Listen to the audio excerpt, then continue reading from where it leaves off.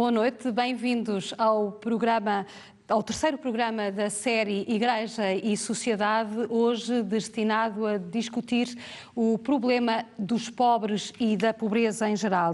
É um programa em parceria com o Instituto de Cultura Católica da Diocese de Angra e a RTP Açores, com o apoio do Santuário do Senhor Santo Cristo dos Milagres. Quem são os pobres hoje é o tema em debate, num debate que reúne à mesma mesa Eugénio da Fonseca, presidente da Confederação Portuguesa do Voluntariado, que está em Lisboa, está à distância e entra via Zoom. Depois tenho Fernando Diogo, professor da Universidade dos Açores e especialista no estudo do fenómeno da pobreza. A professora Maria do Céu Patrão Neves, membro da direção do Instituto Católico de Cultura e também professora da Universidade dos Açores, e o padre José Júlio Rocha, teólogo moralista e especialista em doutrina social da Igreja. Boa noite a todos, muito obrigada pela vossa presença. 783 milhões de pessoas vivem abaixo do limiar da pobreza. Mais de 1,6 milhões de portugueses vivem com menos de 540 euros por mês. Uma realidade que afeta famílias numerosas, mas também quem vive sozinho, crianças, idosos, estudantes ou trabalhadores. Ou seja, ter hoje um emprego não significa não ser pobres. Nos Açores, 28,5% dos açorianos são pobres. A região registra, de resto, a taxa de pobreza mais elevada do país. É também nos Açores que existe a maior desigualdade na distribuição dos rendimentos. A pandemia deixou muita gente sem trabalho e isso afetou, sobretudo, as chamadas profissões do recibo verde, da cultura à indústria, ao comércio e aos serviços, passando por toda uma realidade que deixou um rasto de novos pobres. Boa noite a todos mais uma vez. Professor Eugénio da Fonseca, começo por si, justamente quem são os novos pobres, 2 anos depois da pandemia, já com alguns meses de guerra pelo meio, como é que vivemos em Portugal?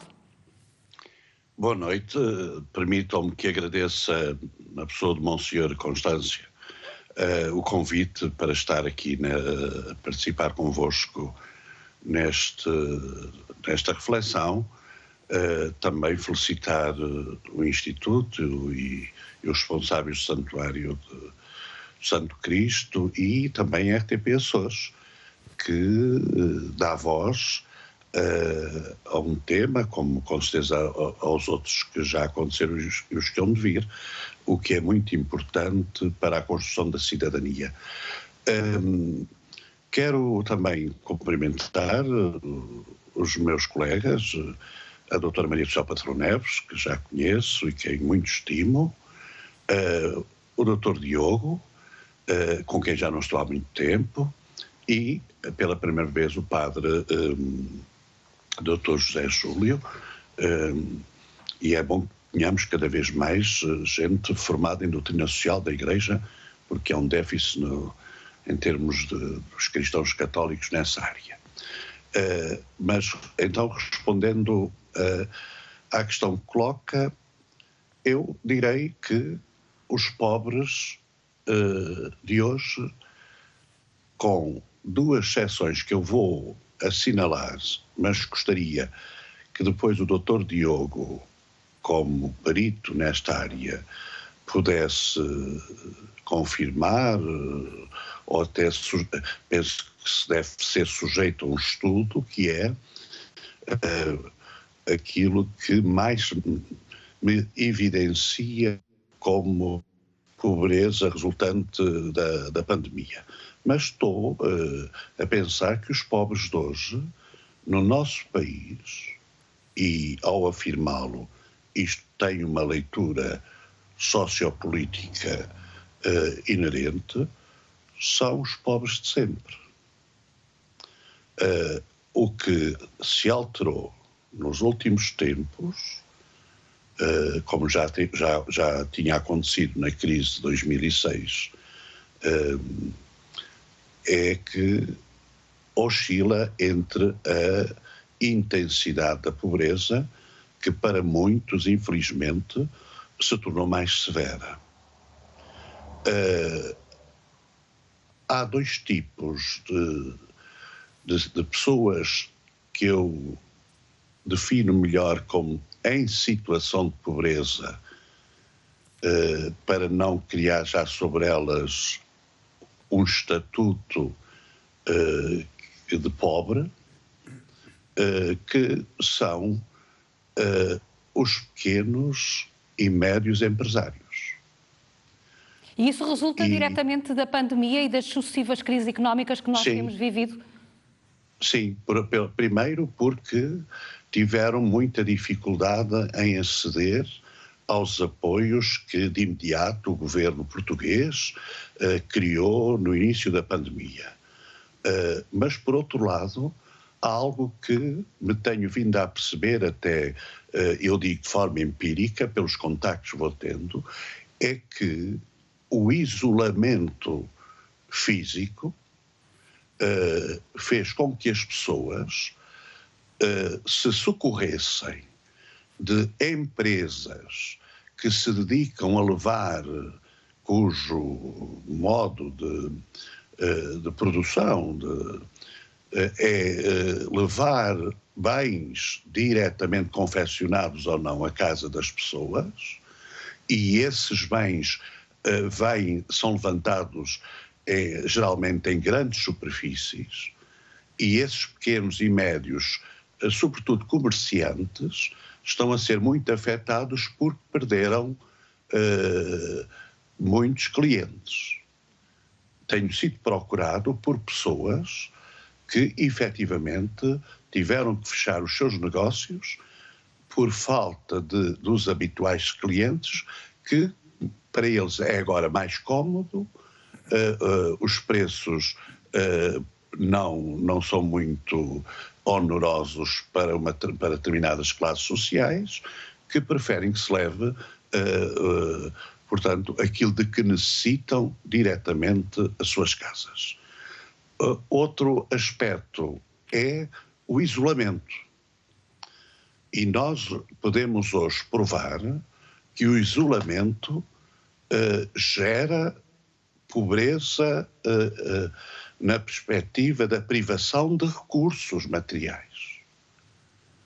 Um exemplo é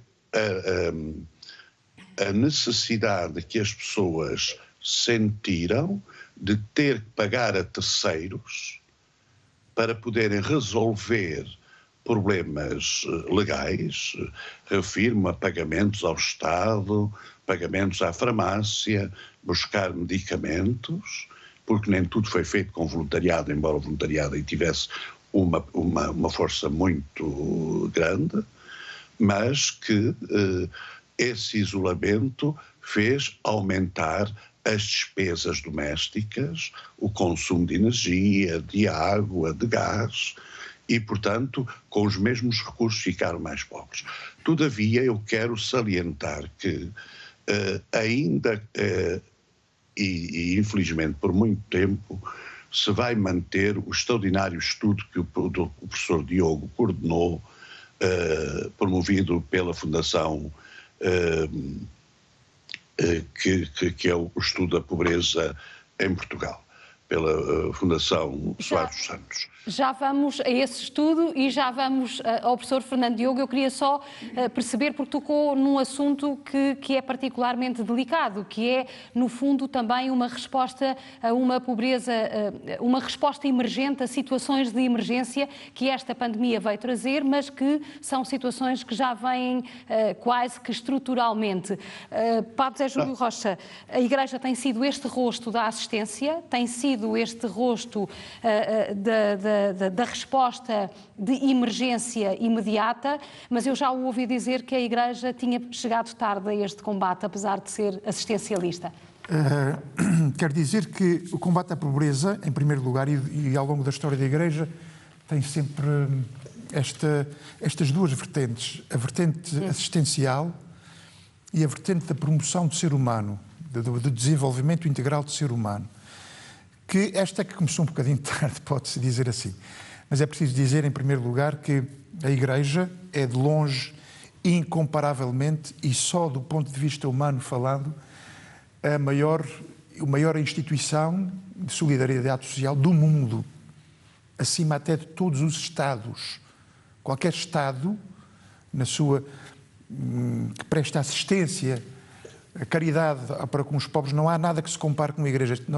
Nós, a Igreja Católica, temos mais de 600 mil institutos de solidariedade social, entre os quais mais de 100 mil ligados à saúde, e, portanto, isto é incomparável, e, portanto, isto é qualquer coisa de sagrado. O que eu quero dizer que a Igreja chegou tarde algumas vezes, e chega muitas vezes tarde a muitas outras circunstâncias, tem a ver com o século XIX, que foi um século muito polémico na história da Igreja, com as novas filosofias, com a crise da razão, com a crise do dogma, digamos assim, com os sílabos de Pio IX. O pontificado de Pio IX foi um pontificado muito conturbado, até o próprio Concílio Vaticano I foi um concílio muito conturbado, e neste momento estava-se a viver os primeiros resultados sociais da Revolução Industrial, que é a questão social do século XIX, que é exatamente a questão operária.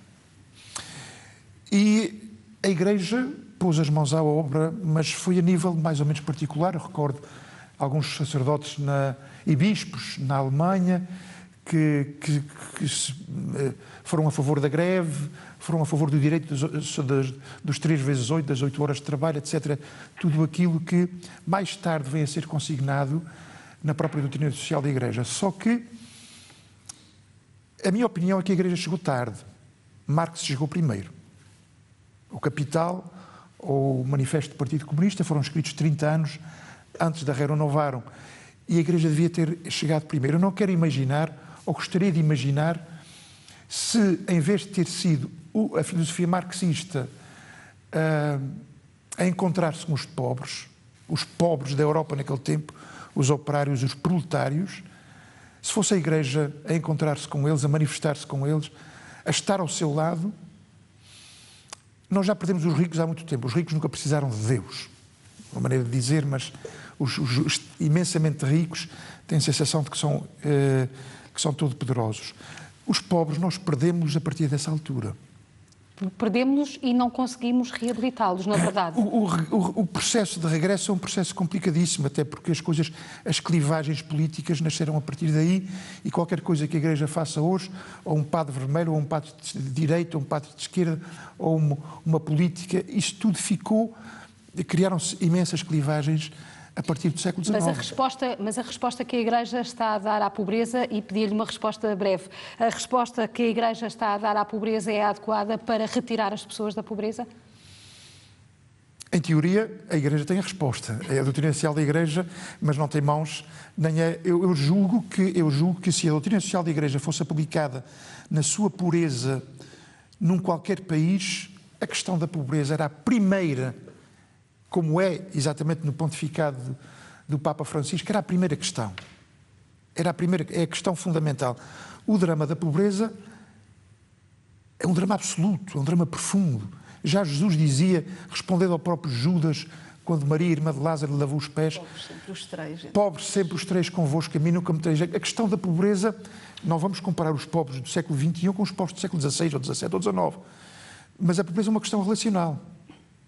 Mas onde há ricos, há pobres. São pobres igualmente. Professor Fernando Diogo, professor Fernando Diogo, a pobreza nos Açores parece que nós vimos aqui nesta pequena introdução, nós temos 738 milhões de pessoas que vivem abaixo do limiar da pobreza, 1,6 milhões de portugueses, numa população de 10 milhões, vive com menos de 540 euros, são pessoas que trabalham, na sua maioria, não são pessoas que vivem única e exclusivamente de prestações sociais. Nos Açores esta realidade ainda é mais cruel, entranha-se na pele dos açorianos, há quase que aqui uma fatalidade. Eu lembro-me de há mais de 30 anos se discutir a questão da pobreza endémica nos Açores. Portanto, a pobreza é uma coisa que, do ponto de vista histórico, por estranho que pareça, é relativamente recente. E eu estou a dizer que, porque durante a maior parte da história humana não existia pobreza. não é? Isto pode ser muito surpreendente para as pessoas, mas a pobreza surge com a acumulação da riqueza que é possível com o aparecimento da agricultura há cerca de 12 mil anos atrás. Não é? Exatamente, sedentarismo, a criação da agricultura. É aí que se criam as condições materiais para que se construam os processos que vão desembocar muito rapidamente em situações de pobreza. Havia com certeza desigualdades sociais, mas o nomadismo era um estilo de vida que impedia a acumulação de riqueza e, portanto, não havia propriamente pobreza. Agora, se há um momento, isto é de tal maneira que há um famoso economista americano de origem canadiana, que é o John Kenneth Galbraith, que escreve, aliás, um livro muito importante chamado A Sociedade da Abundância, que mostra, de facto, como há aqui uma primeira sociedade da abundância. E há um outro americano famoso, um biólogo e geólogo americano, que é o Jared Diamond, que chama, aliás, o aparecimento da agricultura uma benção mista, não é? Por um lado permite a civilização, por outro lado vem trazer a pobreza e mais que isso, vem traduzir problemas de saúde muito grandes à população, o aparecimento da agricultura. Só neste momento em que nós estamos a ganhar a estatura que tínhamos durante o Paleolítico.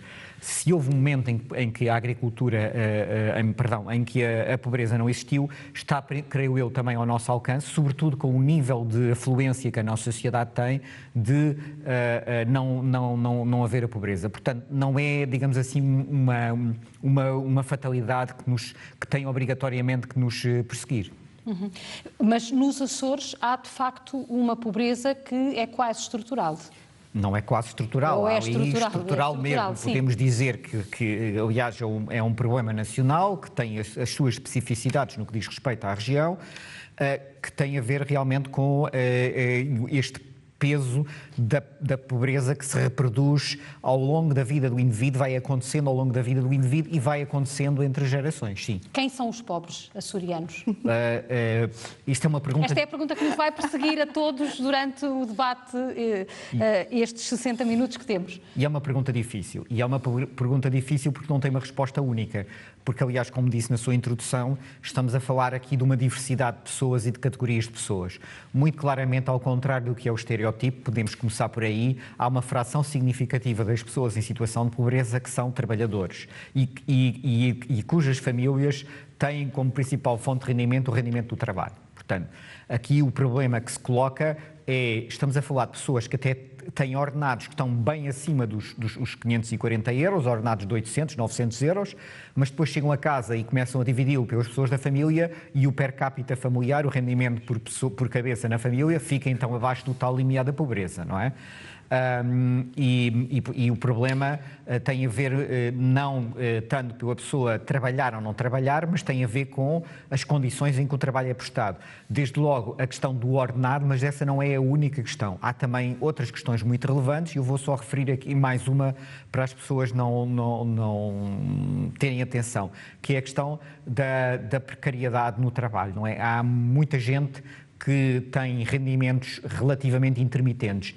E isso é particularmente relevante nos Açores em relação ao contexto nacional, tem a ver com as especificidades dos Açores, porque tem a ver com a especialidade produtiva da economia açoriana. Quais são os setores de atividade em que a economia açoriana é mais forte? Agricultura, pescas, construção civil, turismo, tudo setores de atividade que, em regra, pagam mal e onde a precariedade no trabalho é elevada, ao ponto de chegar a haver uma zona difusa entre trabalho e não trabalho, que é constituída pelos bescates ou garetos, como quiserem dizer, não é? Em que a pessoa está a trabalhar, mas não está bem a trabalhar. Há até uma história engraçada que eu posso contar sobre isso, se assim quiser, numa das entrevistas das muitas entrevistas que tenho feito e que tenho produzido sobre isto. A dada altura, à meio da entrevista, o entrevistado diz: eu nunca trabalhei na vida. E imediatamente a entrevistadora diz, muito escandalizada: claro que trabalhou, o senhor trabalhou sempre na vida. Como é que a entrevistadora podia estar a dizer isto ao senhor? Não era eu que sabia sobre a sua vida. Não, eu estava a falar de coisas diferentes. Eu estava a falar que nunca tinha tido um emprego a tempo inteiro na vida com estabilidade. E ela estava a falar de todas as atividades laborais que eu lhe disse ao longo da entrevista que tinha tido. Portanto, as pessoas têm a noção de que, de facto, a precariedade laboral é uma coisa muito relevante. E hoje a noção do trabalho também é um pouco diferente, porque se calhar os nossos filhos, as gerações mais novas, hoje encaram o posto de trabalho de uma forma muito diferente daquela que nós encarávamos. Professora Maria do Céu Patrão Neves, a senhora teve responsabilidades políticas na Europa, numa altura de vacas gordas, digamos assim, não tínhamos a bazuca, que é um nome absolutamente incompreensível, mas enfim, não tínhamos o envelope financeiro, para utilizar uma terminologia do século passado, dos quadros comunitários de apoio, não tínhamos o envelope financeiro que temos hoje, mas na verdade existia muito dinheiro e foram transferidos muitos milhões de euros para os Açores. No entanto, nós ainda vemos os Açores na cauda de Portugal, ainda vemos os Açores com bolsas de pobreza gritantes, como o professor Fernando Diogo acabou de referenciar. E Portugal na cauda da Europa. E Portugal na cauda da Europa, sim, pois. Mas a questão é como é que nós conseguimos ultrapassar, o que é que está a faltar aqui? Aposta definitiva na educação para que tenhamos cada vez gente mais profissionalizada, com maior capacidade de resposta para aquilo que são as oportunidades que a vida apresenta. Boa noite, Carmo. Boa noite aos colegas também de painel.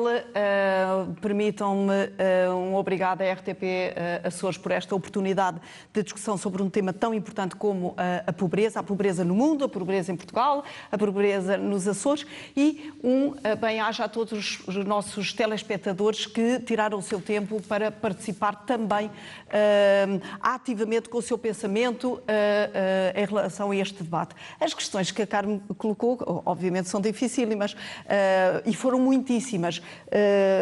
Talvez aquela que deseja uma resposta mais direta será o que é que aconteceu a tantos milhões de euros que foram canalizados, mas foram canalizados, têm sido canalizados para Portugal e para os Açores desde 1986, desde a data da nossa adesão à União Europeia.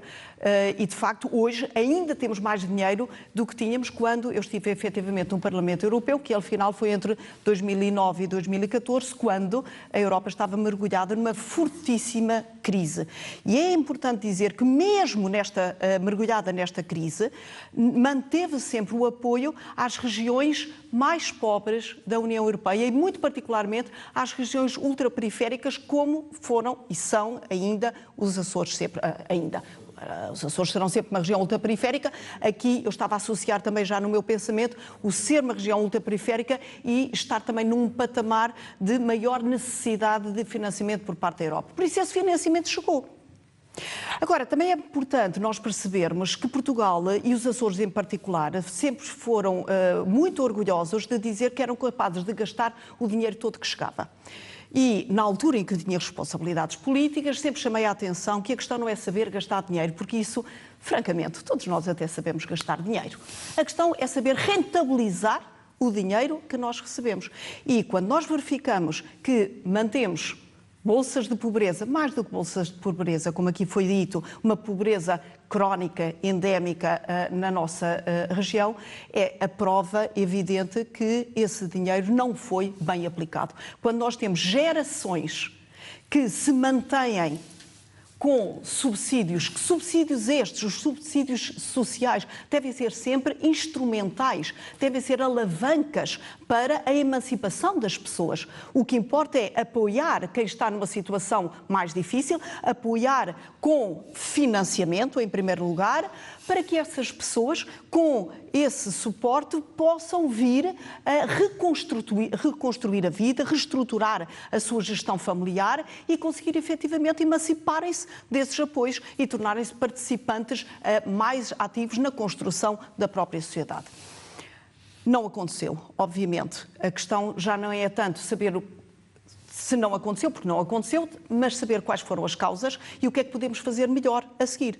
Porque neste momento, sim, nós temos apoios como nunca e estes apoios têm que fazer a diferença e têm que fazer a diferença agora. E acha que vão fazer a diferença? Eu não sei se vão fazer a diferença porque eu não estou a par das políticas para investimento social destes mesmos apoios financeiros europeus. Gostava, no entanto, de dizer, e se calhar o professor Fernando Diogo tem mais informação sobre este aspecto que eu, gostava, no entanto, de dizer, porque o mote de hoje é quem são os pobres, pegar nas palavras até do padre Júlio no início, que falou como que de duas categorias de pobres. E, de facto, Carmo, temos estado sempre a falar dos pobres materiais, daqueles que não têm meios materiais para subsistência.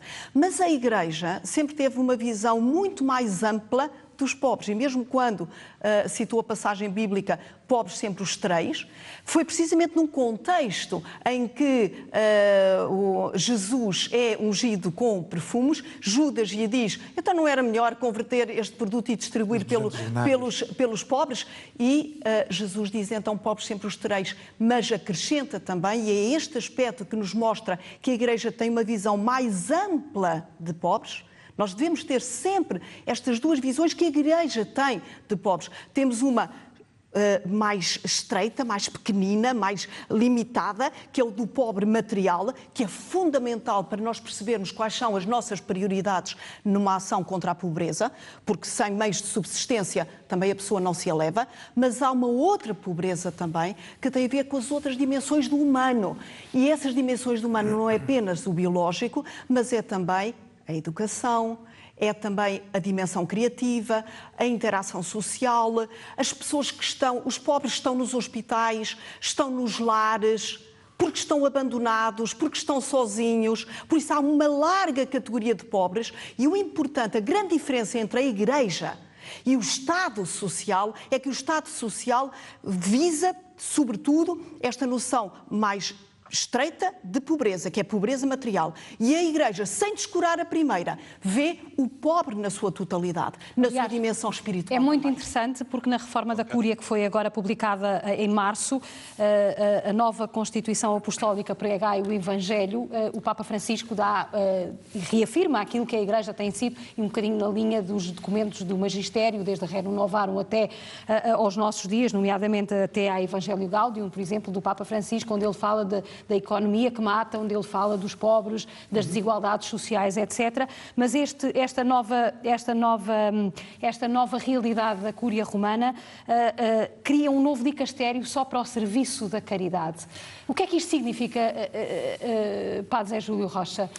Isto pode significar muitas coisas. Em primeiro lugar, o Papa, com este predicare Evangelium, pregai o Evangelho. Pregai o Evangelho. Em português. Pregai o Evangelho. Só cria dicastérios. As congregações desaparecem. Portanto, a hierarquização da estrutura do Vaticano ou da Santa Sé torna-se mais igualitária, embora certamente haja uns que têm mais preponderância que outros. A criação do dicastério para a caridade é dar importância àquilo que era a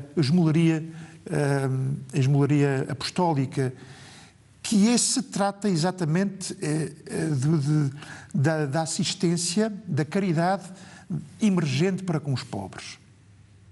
Portanto, este deixa de ser apenas uma esmolaria apostólica e passa a ser um dicastério. Portanto, vem exatamente na linha do Papa Francisco, que não deixa de nos surpreender a cada dia quase, que eleva isto a um dicastério romano com uma importância que ele deve ter. A assistência de emergência, chamada a caridade para com os pobres. Mas não deixa de dar importância também ao dicastério para o serviço do desenvolvimento humano, que não é aquela média chamada pastoral assistencial ou que os críticos dizem a caridadezinha, mas é exatamente aquilo que a doutrina social da Igreja tem feito ao longo desses 130 anos, que é o dicastério para o desenvolvimento sustentável da pessoa humana, que é aquilo que tantas vezes os Estados tentam fazer e falham, que é o desenvolvimento integral, que é a promoção do ser humano, que é os seus direitos, os seus deveres como seres humanos e esta aposta na educação numa coisa que faça não erradicar a pobreza, porque a pobreza é impossível de erradicar. Porque acabou de dizer agora o doutor Diogo que a pobreza, quanto mais abundante, a conclusão é que eu posso chegar, quanto mais abundância, mais pobreza.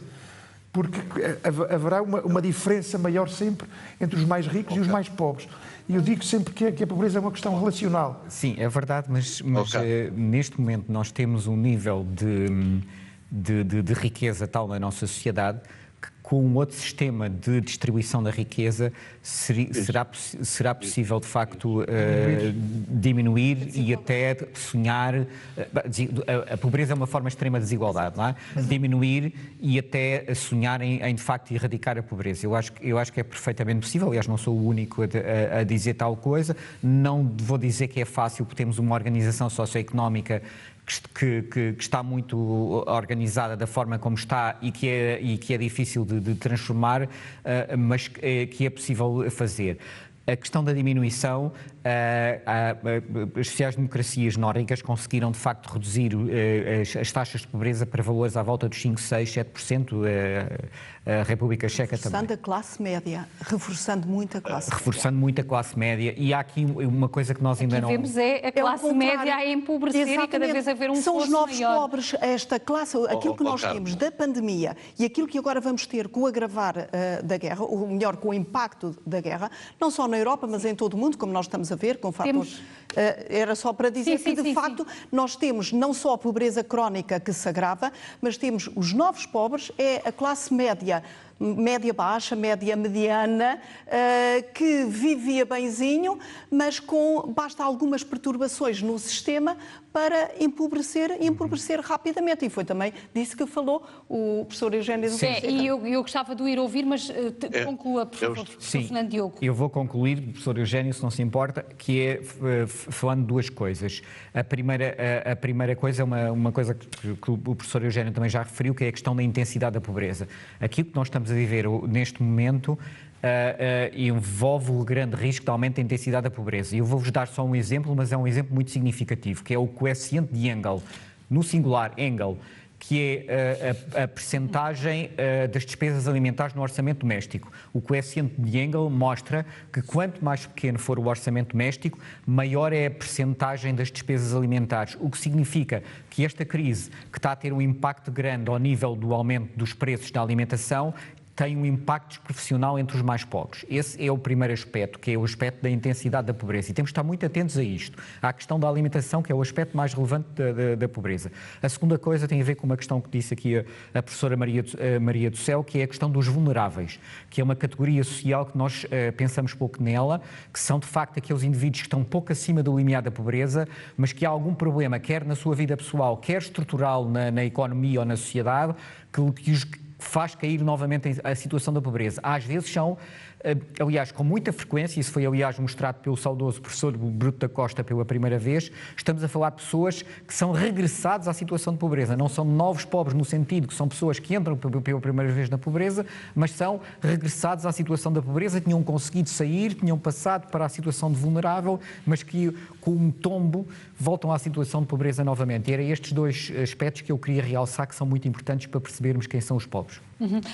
Professor Eugénio da Fonseca, pedi-lhe também um comentário um pouco na linha do que tinha dito o padre José Júlio Rocha, relativamente à questão deste novo dicastério, desta nova prioridade aos pobres dentro da Igreja. O senhor foi presidente da Cáritas durante muitos anos, hoje é presidente da Confederação Portuguesa do Voluntariado, continua a fazer a sua vida na área da promoção e do desenvolvimento social. É um setor onde, efetivamente, a parte da economia social foi adotada como uma estratégia de promoção humana dentro dos pobres e dentro da fatia dos pobres, digamos assim.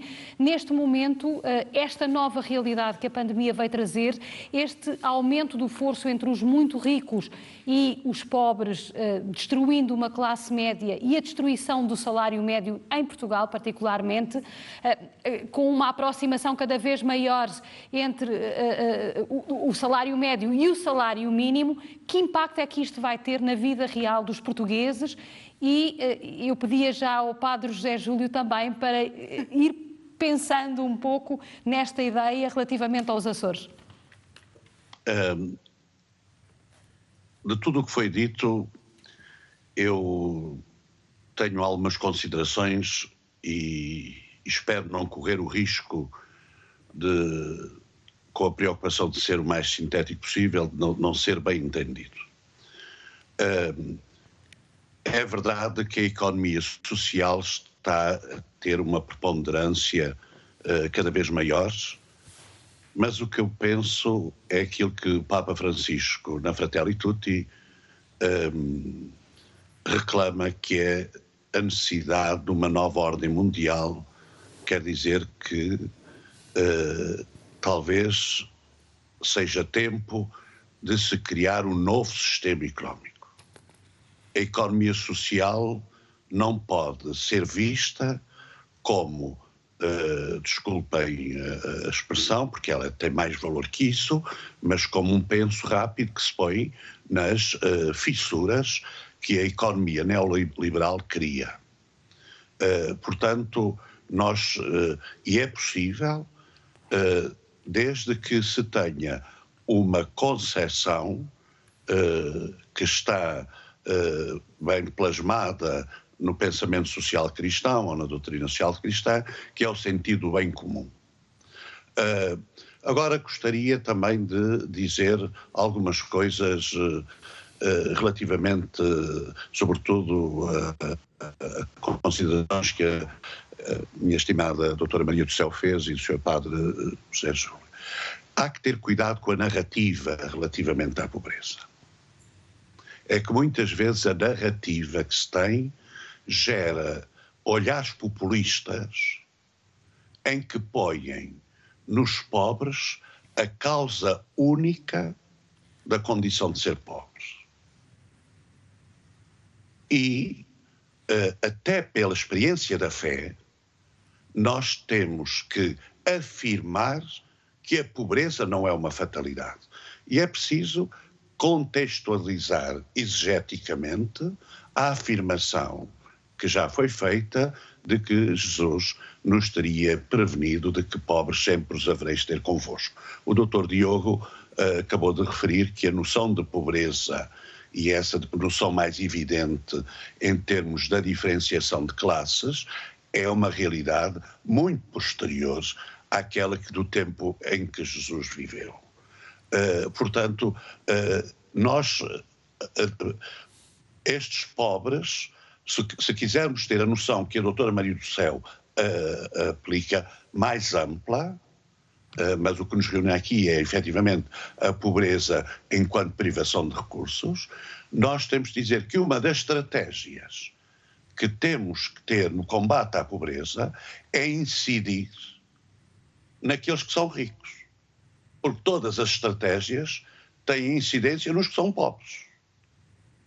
E continuamos a deixar os ricos a acumular cada vez mais riqueza, refugiando-se nesta estrutura económica que temos, que até coloca essa riqueza em lugares desconhecidos, que nós chamamos de offshores, e, portanto, gera estas desigualdades. Por outro lado, sem dúvida, aquilo que o Padre José Júlio diz é uma realidade. A Igreja tem um potencial de intervenção social gigantesco. Agora, ele disse que, e bem, que chegou tarde.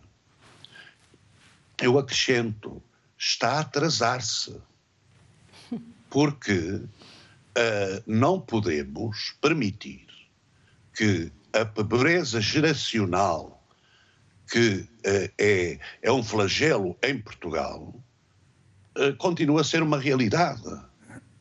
Porque esta questão da promoção humana, a Igreja tem um património ético que pode dar contributos importantes para ajudar à promoção das pessoas, que muitas vezes não depende só delas. Depende do ambiente sociológico e cultural em que estão inseridas, nas próprias comunidades cristãs a que pertencem.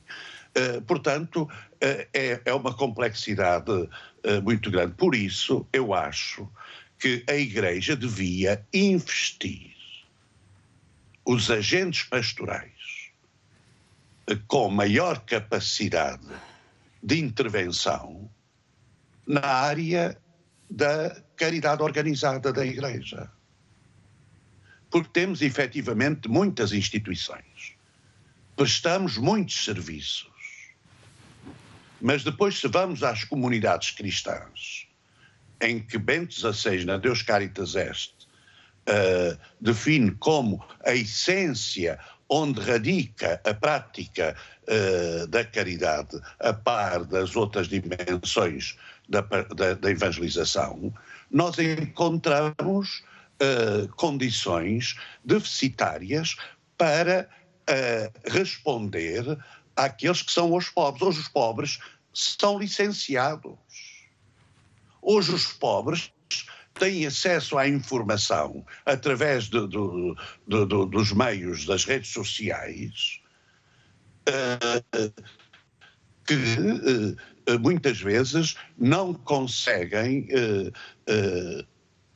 estabelecer a relação com as pessoas que compõem os nossos grupos paroquiais da ação caritativa, que com toda a sua generosidade, com toda a sua heroicidade, com toda a sua boa vontade, até com idades já muitas vezes bastante avançadas, mantêm esses grupos nas paróquias.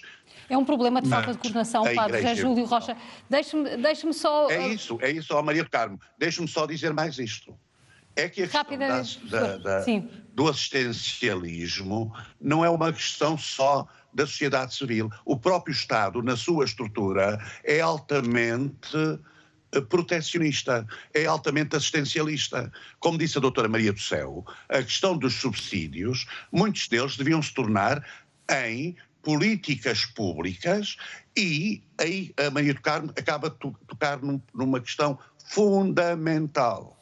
E espero que a comissão que foi criada para o combate contra a pobreza, que já devia estar a funcionar, que venha resolver esse problema, que é o problema da articulação. É que a pobreza não é um problema do Ministério do Trabalho, da Segurança Social ou nos Açores do Ministério das Ações Sociais. Não, é um problema de todo o país. E por isso a economia, a justiça, a educação, as finanças, a saúde, todos têm a ver com as questões da pobreza. É um problema formal, Padre Júlio. Eu peço desculpa, vou-lhe retirar a palavra, mas é um problema formal de organização ou é, de facto, um problema que decorre de um modelo? Eu recordo só, para quem nos está a seguir, uma expressão do Papa Francisco ao justificar esta criação do dicastério, em que ele diz que é necessário promover e defender modelos equitativos de economia, estilos de vida sóbrios, sobretudo promovendo iniciativas contra a exploração económica e social dos países pobres, dos povos pobres, relações comerciais assimétricas, especulação financeira e modelos de desenvolvimento que criam exclusões. Ou seja, o século XX não trouxe assim coisas muito boas para todas as pessoas, digamos assim. Como todos os séculos, trouxe coisas boas e coisas más. E há aqui, na sequência de que o doutor Eugénio da Fonseca e a Maria do Carmo Rodeia acabaram de referir agora, inclusivamente naquilo que vem, que é uma coisa que nós falámos assim um bocadinho, talvez pela rama, que são as grandes bolsas de pobreza estrutural e endémica que nós vivemos nos Açores. Este é o drama. Há uma percentagem enorme de gente que vive uma pobreza estrutural e endémica, uma pobreza que já não é, o dinheiro já não faz quase mais nada, ajuda sempre, mas já não é uma questão económica, já não é uma questão assistencial, já não é uma questão de rendimento social de inserção. Isto é gente que... Isto a mim assusta-me um bocadinho, porque aparecem depois alguns populismos a dizer que isso é gente que vive à nossa custa, que não trabalha, que vive melhor não fazendo nada do que trabalhando, que usa telemóveis, que compra carros, os filhos andam nus nos caminhos, não vão à escola e passam fome. Esta pobreza que existe em todos os Açores, talvez mais nas ilhas de maior população, onde haja mais bolsas e mais bairros, esta pobreza é a pobreza daquela gente que nasceu violada na sua dignidade, que nasceu no meio da violência, que nunca foi amada, para falarmos numa outra linguagem, que nunca foi, e quem nunca foi amado tem que empurrar a vida com a barriga para a frente de alguma maneira. E esta é a pobreza que nós temos. E ainda por cima nós odiamos estes pobres. Odiamos estes pobres. Odiamos-os. É gente que não sabe viver.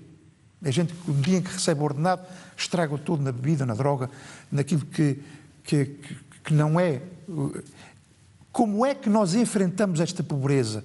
Já esbanjamos, gastamos bem e mal, milhões e milhões. E esta pobreza, já gastamos também em certos tipos... Para mim, a única solução que eu vejo aqui é investir numa educação, num projeto educativo cujos primeiros resultados só apareçam daqui a 20 ou 30 anos. É assim, e nenhum governo tem capacidade, nem quer, talvez, apostar nisso. Este é o nosso drama. Quer dizer, nós temos vários dramas, vários níveis, mas... Tão pessimista. Eu devo dizer, eu não queria ser tão pessimista e nem queria dar essa imagem aos nossos telespectadores. Em primeiro lugar, aquela expressão que é de Jesus Cristo, a dizer pobres sempre os tereis, não tem nada a ver com a indiferença de nós perante os pobres. Não tem nada a ver com isso. Aliás, Jesus dilo quando se refere a um ato de bondade que ele próprio recebeu e para mostrar precisamente que os pobres não são apenas os pobres materiais, mas são os pobres, e os pobres são todos aqueles que não têm o suficiente para ter uma vida digna. E por isso eu ainda há bocadinho dizia, pobres encontramos em vários locais. Aqueles que estão abandonados, aqueles que não têm amor, aqueles que têm doença mental.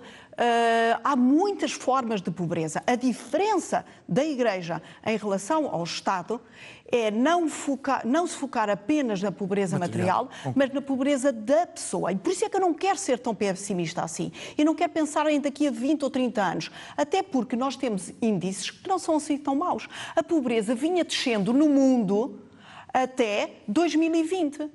É bom que nós tenhamos consciência disto. Até 2020, nos últimos 20 anos, a pobreza vinha descendo.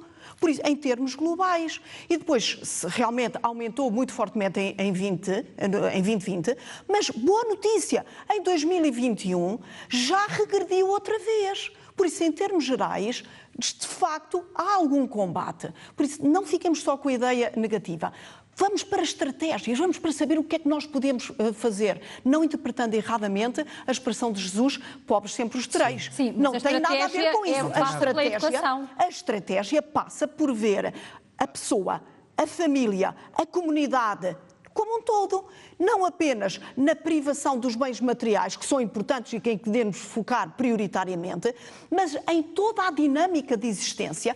Obviamente, a educação é um aspecto fundamental, mas uma educação que não seja apenas instrução, que não seja apenas passagem de conhecimentos, porque afinal nós hoje sabemos, nunca houve uma geração com tantos conhecimentos, com tanta informação, com tanto acesso facilitado à informação, e ao mesmo tempo nunca houve tanta falta de qualidade na informação e tanta falta de fundamento no conhecimento. Por isso, falamos de educação, sim, mas não é instrução só, não é só passagem de conhecimentos. Não instrução aqui. Não, nós estamos a falar em formação. É disto que nós os dois estamos a falar. Um projeto educativo que é a formação do homem novo, a formação das pessoas, equilibradas em todas as suas vertentes, possibilitar o desenvolvimento das potencialidades de cada um. Porque quando nós descobrimos que aquela pessoa não tem jeito para ir para a universidade, mas tem jeito para cozinhar bolos e é capaz de ter o reconhecimento da sua comunidade pelo talento que tem, essa pessoa sente-se realizada. Nós estamos a aproximar do final do nosso programa e pedir a todos agora intervenções muito rápidas. Professor Eugênio da Fonseca.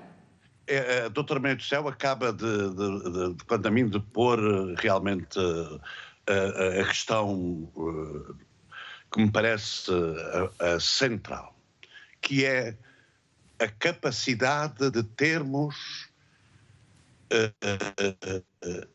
de levantar a autoestima dos pobres. Que eles sintam, como disse o padre José Júlio, que eles sintam que também são pessoas. Pessoas, claro. E a estigmatização dos pobres que se faz muito, em vez de estigmatizar a pobreza, é por isso que eu falava há pouco na narrativa, é fundamental. E por isso eu acho que não há instituição no mundo, como disse o padre Zé Júlio Reforço, com património ético para realizar este trabalho, como a Igreja. Agora, não vamos exigir dos pobres valores que os ricos se recusam a ter. Esbanjando. É que esbanjar é roubar. Esbanjar é roubar. E, portanto, tudo está na distribuição equitativa da riqueza que é produzida e depois é produzida por todos, às vezes de forma de escravatura, como foi dito. Estamos num país em que há trabalhadores pobres. Isto é terrível. Num país que na sua Assembleia da República classificou a pobreza como uma violação dos direitos humanos. Portanto, nós estamos a falar de algo que é central. Agora, acompanhemos a evolução daquilo que é o rendimento que faz a pessoa ter acesso aos bens essenciais para ter uma vida digna, com o retomar de valores que não tem que ter, porque, como foi dito, o Padre Zé Júlio, nasceram em famílias que não souberam o que era amar, no meio de violência. E realço mais uma vez, temos um papel muito grande a fazer, até entre nós os católicos, de nos educarmos mais para o sentido do bem comum e não para o nós e os outros. Porque todos somos irmãos, e esta é uma afirmação de fé que traz implicações muito, muito fortes e exigentes para a Igreja. Dr. Fernando Diogo, qual é o caminho? Se é que nós temos um caminho que seja um pouco mais largo do que aquilo que foi até agora. Pronto, nós creio que também temos que aprender com o que aconteceu até agora. E, em primeiro lugar, é muito claro que o que aconteceu até agora é que as soluções que têm sido aplicadas não têm resultado muito, quer no caso específico de Portugal, quer no caso mais concreto dos Açores. E isso tem muito a ver com o investimento que foi feito sobretudo em infraestruturas, não foi feito em pessoas. Por exemplo, construir uma escola tem algum impacto na promoção do sucesso escolar? Nenhum. A escola é apenas um local onde professores e alunos e funcionários se encontram para promover o processo educativo em sentido estrito. E, portanto, enquanto se continuar repetidamente a pensar que o desenvolvimento é equiparado à construção de infraestruturas, o desenvolvimento não vai acontecer. O desenvolvimento só acontece investindo nas pessoas. E este investimento nas pessoas passa muito pelo investimento na educação e de uma forma muito precoce. Desde logo, há um conjunto de estudos que têm sido feitos, quer a nível nacional, a nível regional, não há, quer a nível nacional, quer sobretudo a nível internacional, que mostram que quanto mais precoce for a entrada dos indivíduos naquilo que eu chamo o ensino paraescolar, isto é, na creche e no jardim de infância, melhor é o desempenho dessas pessoas ao longo do seu percurso escolar e melhor é o seu desempenho depois ao longo do seu percurso profissional. Portanto, quebrar o ciclo intergeracional da pobreza é pegar naquelas criancinhas que estão naquela mãe que é doméstica, que tem 3 ou 4 filhos e que não faz mais nada a não ser tomar conta dos filhos e pô-los na creche e no jardim de infância, que é aí que eles vão adquirir as competências para terem o sucesso escolar e a partir daí construírem a sua carreira escolar. E é a questão da educação, mas a educação só não chega, porque se não houver um ambiente económico em que haja oportunidades de emprego para as pessoas, pode-nos acontecer o que aconteceu à Europa do Leste durante boa parte daquilo que foi o regime comunista, que foi muito investimento nas qualificações, excelentes qualificações desta população e depois pobreza para a grande maioria da população, que só se libertou dela quando investiu com o fim do comunismo. Mas, portanto, é preciso, de facto, um modelo económico que promova o emprego destas pessoas e uma distribuição da riqueza que seja, de facto, importante. porque eu vou reforçar uma coisa que disse o professor Eugénio da Fonseca, que é muito relevante, que é boa parte daquilo que explica a pobreza nos indivíduos não está nos indivíduos, está no funcionamento da sociedade em geral ao nível da distribuição da riqueza e da economia em particular ao nível das oportunidades de trabalho e da distribuição dos rendimentos de trabalho que proporciona. Professora Maria do Céu Patrão Neves, para também encerrarmos, qual é o caminho? Faço-lhe a mesma pergunta. O caminho é aquele que nós, para além daquilo que já disse o professor Fernando Diogo, é aquele que nós tivermos em conjunto que encontrar. E temos que perceber, e eu acho que isso é importante para nós, os mais ricos, os menos ricos, os pobres, para todos, percebermos que um pobre não só é o sofrimento para ele, mas prejudica toda a sociedade. E isto era importante como mensagem, inclusivamente para os ricos. Porque os próprios ricos, e era bom que eles percebessem isso, também viveriam muito melhor se não houvesse pobres. E se calhar como estratégia, e aqui já não é o caminho cristão, porque o cristão é focarmos efetivamente na pessoa e na promoção da pessoa. Agora estou a falar num sentido extraordinariamente utilitarista e instrumentalista. Fazer perceber à sociedade que todos ganhamos com a diminuição da pobreza. E por isso nós todos devíamos tornar-nos agentes da diminuição da pobreza, percebendo que não são só os pobres que viveriam melhor, mas nós também. E aqui, só muito rapidamente e para concluir, há aqui uma frase que hoje li do Papa Francisco que eu acho que é fantástica. Ele que tem investido no seu papado em duas linhas, a pobreza de emergência e, se quisermos, assistencial, e ao mesmo tempo a crítica aos modelos económicos vigentes que são responsáveis, a macroeconomia que é responsável pela grande desigualdade que gera efetivamente a pobreza. E eu encontrei esta frase que realmente ficou em mim e eu espero que possa ficar também nos nossos telespectadores. O gesto de beneficência pressupõe um benfeitor e um beneficiado, enquanto que a partilha gera fraternidade. A esmola é ocasional, ao passo que a partilha é duradoura. E eu acho que com esta mensagem, eu creio que nós temos força também para, nos pequenos gestos do nosso cotidiano e daquilo que está ao nosso alcance, se formos todos, para começarmos a diminuir a pobreza, primeiro do nosso vizinho, do nosso próximo, e não deixar de exigir, certamente, aos governos que façam aquilo para que estão investidos e que são responsáveis. É possível este gesto transformador, naturalmente? Quer que eu seja sincero? Não sei. Está tão pessimista. Não estou. Eu vou ser exatamente o contrário. Não sei. Eu estava à espera que a Carmen me perguntasse qual é o caminho e ia dizer exatamente a mesma resposta. Eu, muito humildemente, não sei qual é o caminho que há 2000 anos ou mais andamos a trilhar, desde que há pobres, para resolver esse problema. O que eu sei é que é preciso fazer uma revolução muito profunda, muito longa e escavar bem fundo, a começar por nós. Claro. E nós aprendermos a amar aqueles que, de alguma forma, ou odiamos ou desprezamos ou somos absolutamente indiferentes porque não nos tocam. Este é o primeiro caminho. Este é o caminho que a Igreja propõe. Aprender a amar essa gente. Se nós aprendermos a amar essa gente que nunca foi amada ou que nunca soube ser amada, vamos encontrar caminhos de colaboração. Eu insisto mais uma vez, é preciso um projeto educativo inovador, porque a pobreza nasce no ventre materno. No ventre materno.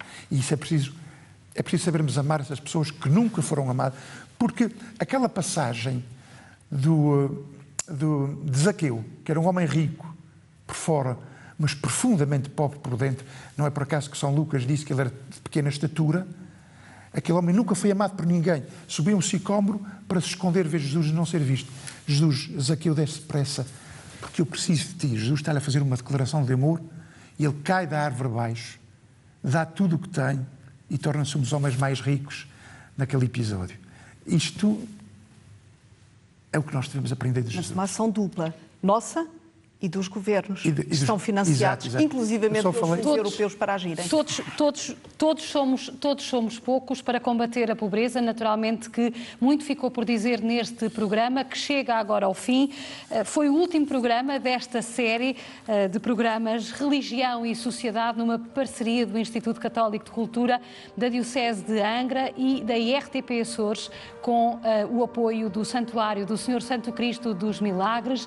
Falámos de pobres, pobres e da pobreza, mas falámos também da responsabilidade de cada um de nós nesta luta que já leva anos e anos. Até uma próxima oportunidade.